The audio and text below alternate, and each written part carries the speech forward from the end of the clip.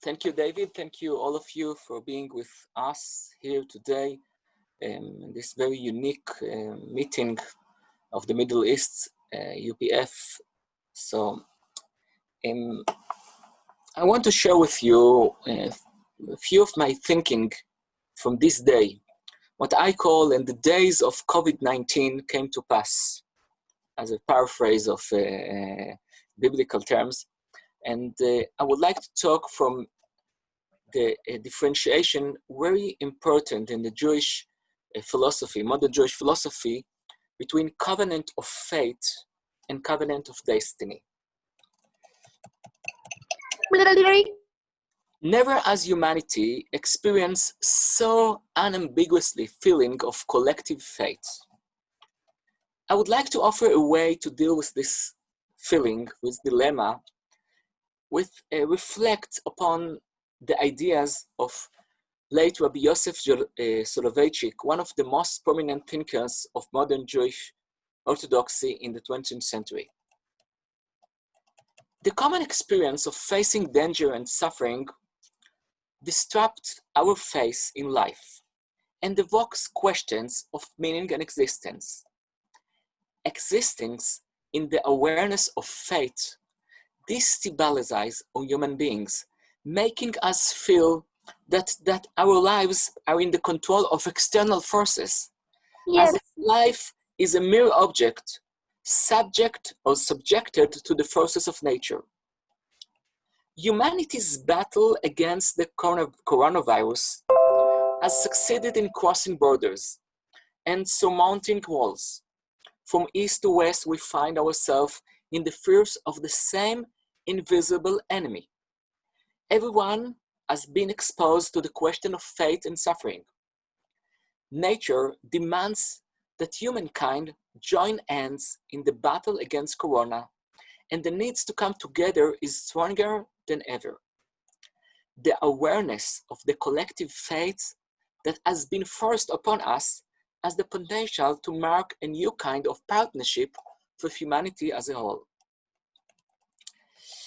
Disease, great epidemics have accompanied humanity from its earliest history and have impacted upon all aspects of society, politics, economy, beliefs, and at times even determined the size of the world's population.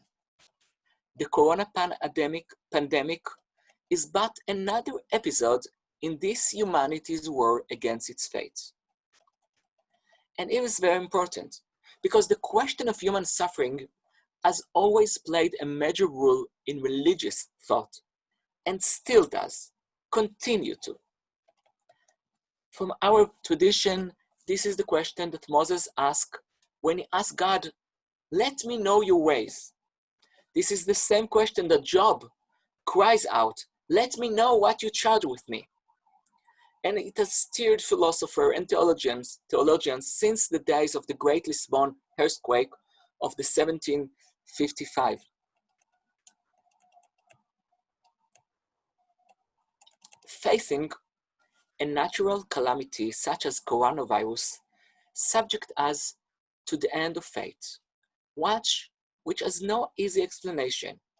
Humanity experiences fate as being bound up in the chains of existence, and we stand perplexed and confused in the face of great mystery, what we call suffering or sometimes pandemic.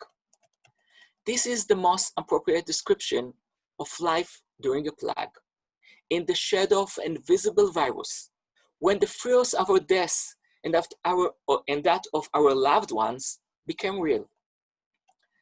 And following the ideas of Rabbi Soloveitchik, I would ask to say that the sufferer wanders lost in the wickedness of the world with God's fear spread over him and his anger tensed against it. He is entirely shaken and agitated. His agonies are devoid of any clear meaning, and they appear as satanic forces, as outgrowths of the primal chaos that creation whose destiny was the election of the Creator. But it is very important to add that in contrast to this experience, this way of life, there is another experience.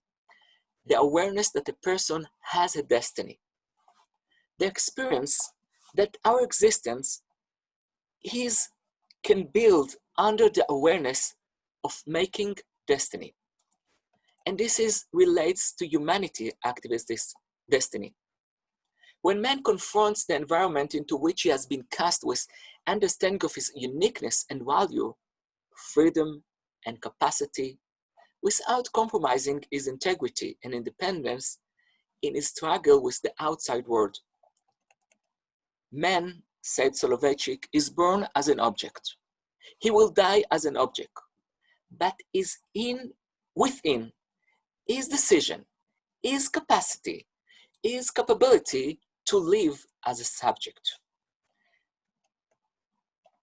So the distinction between fate and destiny, it is very important on the way the Jewish tradition deals with the problem of suffering, with the problem of plague. Our entire doctrine of suffering is based upon two dimensions of existence. So the unique journey of our life as an individual, but as a people, but as a humanity, is to change our way from fate to destiny.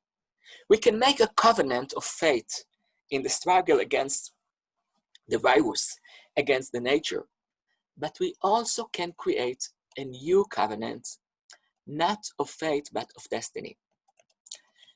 The need to fight fear, chaos, and danger, and the fear of impending suffering and the threat of death can serve as the basis for a new covenant that we must enter into with others in order to save ourselves. I would like to think that this aspiration taught by the Jewish philosophy, transform fate into destiny, can become a message for all humanity. During these days, when humanity must enter into the covenant of fate, we can cooperate not only to fight the threat of the virus, but we can find the power and the spirit to transform into a new partnership between people, into a covenant of destiny for elevation of all humankind. An all-inclusiveness covenant of destiny will seek to jointly create an inspiring and noble foundation for life and survival, one in which humanity involvement is not only a response to distress, but part of our ability to become a partner in the greatest project of all, our own creation. To say humanity creation. To put this in biblical terms, a covenant can be created today that represents humankind readiness to respond to God's call, let us make a human being. In the traditional Midrash, God is calling to the angels to join to him in creating humanity. What is let us? But contemporary interpretation, relevant to our day, may offer alternative approach. God say to us, let us together, you and me, you and I, you human being, and God, and I as God, will create a new meaning of humanity. And the human being becomes God partners in their own creation. So the next step is for this unique covenant to be transformed into a covenant of destiny, which has the potential to give a new meaning to the context of partnership of all humanity together. Thank you very much.